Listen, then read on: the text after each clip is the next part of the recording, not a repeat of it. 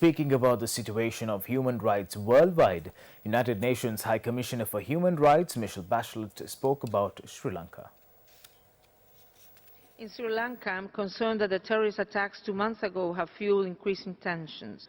I'm disturbed by reports of anti-Muslim attacks.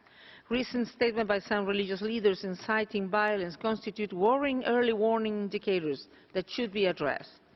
While some counter-terrorism measures are warranted, the state of emergency should be of minimal duration, and a priority should be given to bringing political, religious and other community leaders together to address root causes of all forms of violence and discrimination. We must be more vigilant in the face of the hatred and violent extremism which feed off each other. But we need to act both with great urgency and great care.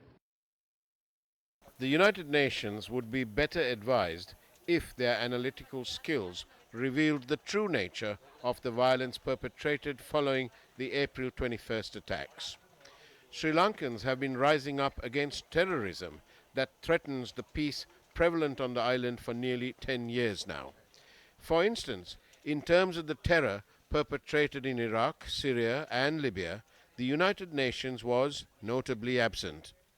In the case of the shooting down of the United States unmanned aerial vehicle, or UAV, within Iranian airspace, it is worth remembering that the United States is taking punitive action against Iranian interests. It is apt that we remember what author Arundhati Roy said about the three most secretive institutions that run the world.